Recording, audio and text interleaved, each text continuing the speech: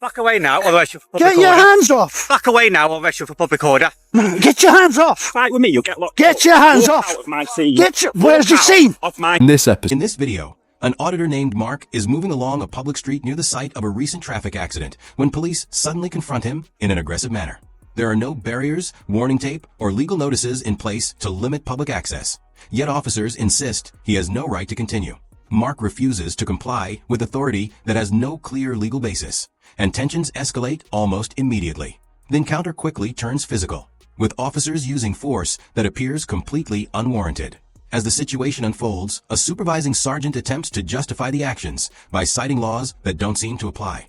The incident stands out as a stark example of authority being misused simply because someone chose not to back down. There's just debris all through there. Will you just cross over and wander So around? I'll make my way through it. I'm not going to trip. I'm telling you, cross over. Well, if you're going to give me directives, you better get a tape over there, aren't you? Okay, cross over. Go on then. Cross over. Get the tape. I'm not getting any tape. Well, I'm not moving until you do. Listen, the colleague said, please cross over. Okay, there's debris here, which is a hazard of, say, projection. I'm a grown-ass man. Bollocks to that. Jesus Christ. Grown-ass man. Cross over. Cross over. It's very simple, or I'll make you walk all the way back round. Oh, will you now? Yeah. Really? Yeah. On what grounds? On what grounds? Because I'm telling you to.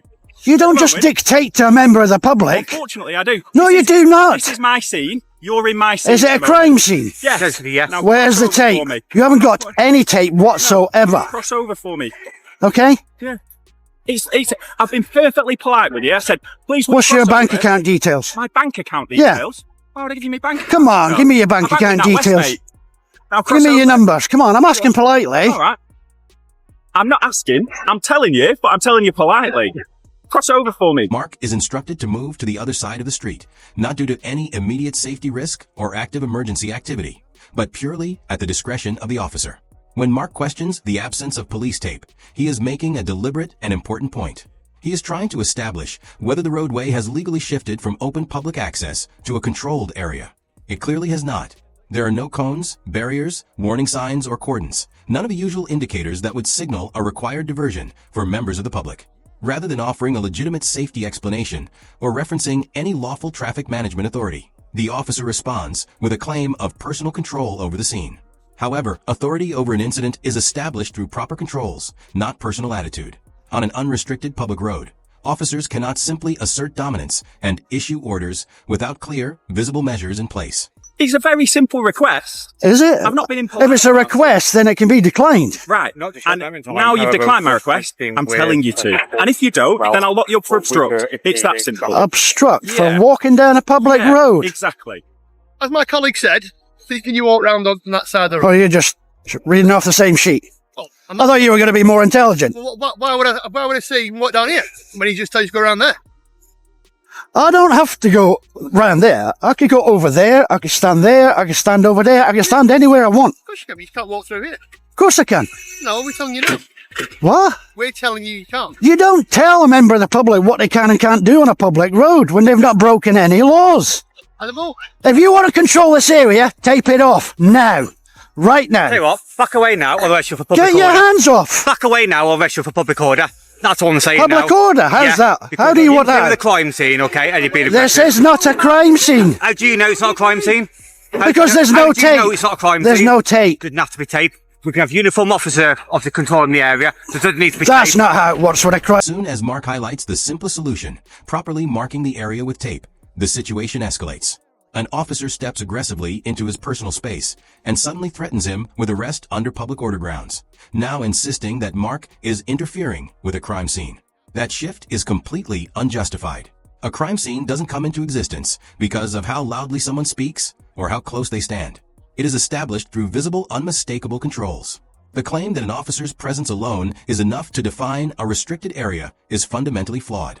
Any form of control must be clearly communicated so members of the public can recognize it and comply. The law does not require people to guess where an unseen boundary might be. If the limits only exist in an officer's mind, then they aren't legally enforceable. They're arbitrary. Well, making sure you avoid Stop following me. Get out me. Get your Get your hands off. Fight with me, you'll get locked Get up. your hands Walk off. out of my scene. Where's your Walk out scene? Of my scene. Get your hands. Walk out. Now walk Right, that's on, assault. you'll get locked up. It's very simple. All right. I gave you some simple instructions. You You decided don't not to give me listen to them. directives. I do. You don't even know where I was going. Where'd you think your crime scene is? My colleague's trying to Right, get your hands off me. carry on fighting. Again, and you're going to get nicked. locked up. All right. You were told to do stuff. Now get away.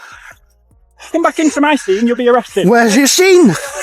Where's your tape? Where's the barrier? Tape. You've been told once Wait, already. wait, wait, wait. You've only been aggressive. But I'm not being aggressive. Yes, you have. What's that just been assault? I've seen you swing that helmet at my Oh, you're going down that sheet, are you? Yes, I am. Right, back to work. Go on. Panic over. Move Back away. to work. Move away. You've been told. You should move me out of the scene if you're not. Yeah, I have. But Right. I'm also pretending you've come back in. End of. You want to head away, cross the You road. never asked whether I live there, whether I'm visiting, nothing.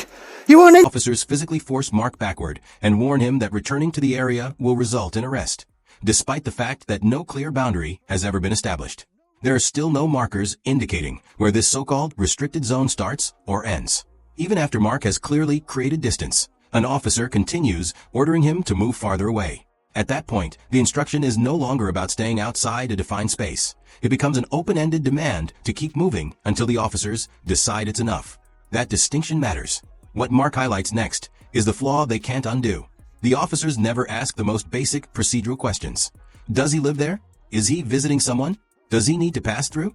Those are routine considerations before limiting movement on a public roadway. Instead of assessing necessity or legality, they move straight to issuing orders. And when those are questioned, they escalate directly to physical force. Oh, you understand what's let happened me here? guess. See if I can work it out. Has anybody been I'm a injured? bit dumb, Has but how anybody does been she- killed? No. You don't know? No. No, you don't know. No, I do know. You don't know? I do know. How do you know? Because if there was an injury, there'd be tape up. Not necessarily. No. You don't understand. Anyway, me and you're done. You can go back to We are work. done. So if you want to cross over, I'm not crossing anywhere. Otherwise, you'll be coming in. Oh, you're really Understand? trying to push the buttons, aren't I'm not you? trying to push the buttons. You are? We've already got unlawful assault. It's not a lawful assault. Is it not? I've already already recorded. So is this. Yeah? What are you doing? What do you mean, what am I doing? Yeah? If you want to open your arms and become aggressive, obviously I will use force to move you back. Understand me? I think you better just go back to work. Are you Understand witnessing this? Understand? I understand exactly what you're trying to do, mister. You're a sergeant. Act accordingly. Okay, stop. Back to work. Aye. Don't stand there trying to Aye. poke my buttons. What's your name? What's your name? Mister, back to Hello. work. Hello. Just talk. Mr. Public Servant, back to work. He is working. He's He's working. trying to escalate it so he can arrest me. At the moment. Get your ass back to work. Listen, don't start swearing. This officer doesn't merely miss an opportunity to calm things down. He actively makes the situation worse while claiming to do the opposite. Mark is clearly relaxed, even laughing, and shows no signs of hostility. Yet the officer still introduces a conditional threat. Open your arms, and force will be used. That isn't de-escalation. It's the officer injecting aggression into an otherwise non-threatening moment. The situation deteriorates further when a sergeant arrives. Rather than creating space and allowing a supervisor to lower tensions, the same officer remains positioned inches from Mark, looming as he attempts to speak. Standing over someone during a conversation with a superior isn't about maintaining safety. It's about exerting pressure and shaping the interaction. I'm a grown-ass man. If I want to swear at him, I'll swear. He's just assaulted me. If you swear, He's just assaulted me. listen, if you swear, Unnecessarily. listen. Bring your voice down. You're escalating now because you're Because he's getting me angry. I've just been assaulted by the little munchkin. bring your voice down then. Right. No! Right. Okay. So anyhow, If I grab him and start pushing him about, what's going to happen? you're asked not to walk down that side of the road. Okay. You're asked to walk on the side of the road. It And was you bollocks. I was asked not to because you know who I am. refuse. I don't know who you are. Yes, you do. I don't Yeah. know your name. I've been told that you have a Facebook page. That's what I've been told. No, So do you think that was right? For a man who was doing no wrong, for you, I was harming no are one. you gonna let me speak though? Are you gonna let me speak? Or No, no, you answer my question. No. If you want, Was I harming anyone? if you want to answer, yeah. Was I harming anyone? But what didn't you do? What didn't you do? I don't do what I'm told by Well, idiots. maybe you need. All right? To. Maybe you need to. Right. Anyway. Maybe you need to do your job as a sergeant and put some barrier tape up in future, Right. so the members of the public don't get unnecessarily and unlawfully assaulted. Right. When you're asked to walk on the other side of the road, it's not a big deal. The issue isn't limited to what the sergeant says. It's what he deliberately treats as unimportant. Rather than addressing whether any enforcement was actually necessary in the first place, he reduces the entire encounter to a matter of minor inconvenience. He frames it as though Mark was simply unwilling to take a longer path. One word reveals everything. Asked. Mark was never asked. He was directed, boxed in, physically pushed, and warned of arrest. Referring to that sequence as a request isn't accidental. It's a retrospective rewrite, using softer language to sanitize the events and make them sound justified after the fact. I'm asking you to stop swearing. It's not against the law to swear at you. It is. No, it's not. It is. No, it's not. Not Case law. No, it's not. really. So Yes. listen, a public order, it doesn't have to be a person in hearing or sight. Okay, it is the theoretical person. Oh, so now we're making up theoretical people that could be hiding in the bushes, guys. That's what it is. You're a numpty. Come on. Really? Yeah. You need to look at your law then, mate. If that's what you think. Right, anyway. Nowhere in Section 5 have I seen the word theoretical. Doesn't say Nowhere. It doesn't say it in the words. It's in the context of. So the theoretical people, it's hidden in Section 5 as well. Theoretically, it's in there. Is it? You're really that stupid. No, Come on. You're really boring me. Right. In other words, I've beat you. I've won the conversation. No, you're boring me. You're boring. I've beat you. No, you're boring. Psychologically, I've beat you. Review your footage when you can. Say goodbye to short ass. I'll catch him again. That exchange borders on the absurd. The sergeant confidently claims that Section 5 applies not because of anything real or observable, but because of an imagined person, an entirely hypothetical bystander who might, in his mind, be offended. That isn't a careless choice of words, it's a made-up justification. Section 5 has never operated on hypotheticals. And Mark laughing isn't mockery. It's a perfectly reasonable reaction to hearing a senior officer invent legal standards in real time. The law requires an actual person within sight or hearing who is likely to experience harassment, alarm, or distress. Not a fictional audience. Not a theoretical passerby. Not in principle. What ultimately undermined this encounter wasn't shouting or physicality. It was how quickly it became obvious that none of it had been properly considered. No clear boundaries were established. No powers were clearly identified. No decisions were explained in the correct order. Everything flowed in reverse. Authority asserted first, justification attempted later. Mark didn't derail the situation. The officers did by trying to control space they never clearly defined and then reacting badly when that gap was pointed out.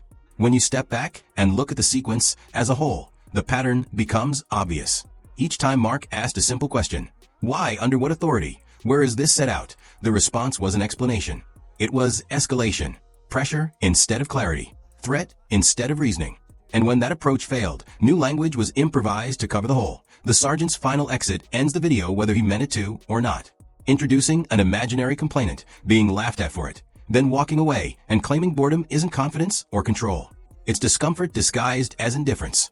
A senior officer couldn't defend his own explanation for more than a moment, so he chose disengagement over accountability. That's where we'll leave today's video. If you enjoyed this breakdown, make sure to like, comment, and subscribe. It genuinely helps support independent coverage like this. And be sure to check out Mark as well. His channel is linked in the description. Show him some support. Thanks for watching. This has been Rate the Audit, and I'll see you in the next one.